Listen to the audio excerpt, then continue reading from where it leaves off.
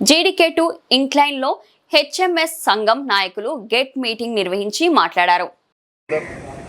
చంద్రరావు ఉన్నాడు, తర్వాత CSP secretary Varaprasad రావు ఉన్నాడు, మన Sridhar assistant Kumar eleven organise secretary, మన వాళ్ళందరూ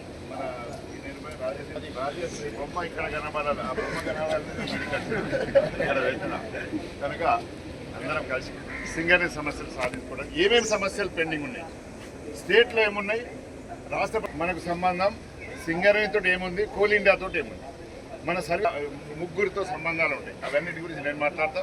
స్థానికంగా ఉన్న సమస్యలపైన వైస్ ప్రెసిడెంట్ ఆర్ఎల్ పోషం గారు మాట్లాడాలని కోరుతున్నాను.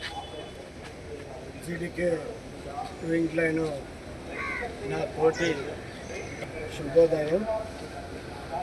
ఇంక్లైన్లో ఉన్నటువంటి సంబంధించి ఇంక్లైన్లో చాలా కూడా చెప్పడం చూసుకుపోయినా గెలిచిన సంఘాలకు మేనేజ్మెంట్ ఒక సర్కులర్ ఇష్యూ చేసింది. సర్ఫేస్లో ఖాళీ ఉన్నాయి, మీరు అప్లికేషన్ పెట్టుకొని ఎకానమిక్ కేటగిరీ 1 ఇస్తాం. జాగిరా ఏ ఇండస్ట్రీలో కానీ FR22 అమలు చేయాలి, ప్రమోషన్ అని అనాలి, లేదంటే సర్ఫేస్ నుండి అండర్ గ్రౌండ్ సర్ఫేస్ పోతే బేసిక్ ఫిక్సేషన్ చేయాలి. ఒక్క పైసా తగ్గడానికి వీలేదు. అది చదువు రాకపోతే నా దగ్గర రండి, నేను నేర్పుతా. కానూన్ నుంచి నా దగ్గర సర్కులర్స్ ఉన్నాయి. సర్కులర్ను పట్టుకొని మాట్లాడే దమ్ము లేని ఈ నాయకులను మనం గెలిపించుకొని నానా తిప్పల పడతాం.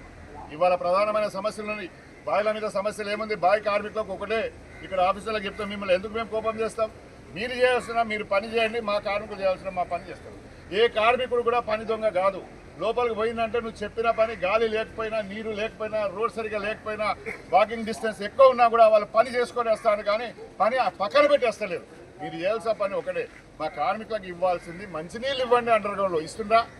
మంచినీళ్ళు ఇస్తానే పడకపోడే కదా. ఇది ఎక్కడికి కాను ఆ గెలిచే సంఘం మాట్లాడాలి కదా. ఏం పీకుతారు ఇప్పుడు చెప్పండి, నేను వాళ్ళని అడుగుతా. మంచినీళ్ళు కూడా ఇవ్వని నాయకత్వమా? గతంలో నేను 2 చేసిన, అప్రెంటిస్గా చేసిన, అండర్ గ్రౌండ్ వరకు ఫిల్టర్ బెడ్ మీద ఉండేది. ఆ ఫిల్టర్ బెడ్ ప్యూరిఫై నీళ్ళు అక్కడ కోల్ ఫిల్లర్ గ్యాంగ్ దాకా ఎండ్ దాకా వచ్చేది, ఫేస్ దాకా వచ్చేది. అది ఏమైంది? దానికోసం ఒక ఫిట్టర్ ఉండేది, దానికోసం ఒక హెల్పర్ ఉండేది, దానికోసం ఫిల్టర్ బెడ్ వారానికి ఒక్కసారి వచ్చి క్లీన్ చేసి సివిల్ డిపార్ట్మెంట్ మన దగ్గర ఉన్నాడు సూపర్వైజర్, ఆయనకు తెలుసు. అన్నీ చూసి అది అంతే మాయమైపోయినాయి. పట్టకపోతే మరి ఒక లోపల రా వాటర్ తాగితే రోగాలు వస్తున్నాయి. గతంలో అంటే ఊట నీళ్ళు అని మంచిగా తాగేటోళ్ళం. ఇవాళ ఊట నీళ్ళు కాదు, అండర్ గ్రౌండ్లో మిషన్ మైనింగ్ వచ్చిన తర్వాత డీజిల్ ఆయిల్ డీజిల్ గ్రీజ్ అన్ని అట్లా కలిసి రా వాటర్కి వస్తున్నాయి. అది తాగితే రోగాలు వస్తున్నాయి. అది రోగాలు వస్తున్నాయి బాధతో మీకు మీరే గునుక్కుంటా తిట్టుకుంటా బాటలు పట్టుకొని తిరుగుతున్నా. ఇదే నాని పద్ధతి. సింగరేణి మేనేజ్మెంట్ అధికారులకు నేను క్వశ్చన్ చేస్తున్నా, నువ్వు మంచిగా మంచినీళ్ళు తాగి కార్మికుడు హెల్తీగా ఉంటేనే నీకు పని చేస్తాడు.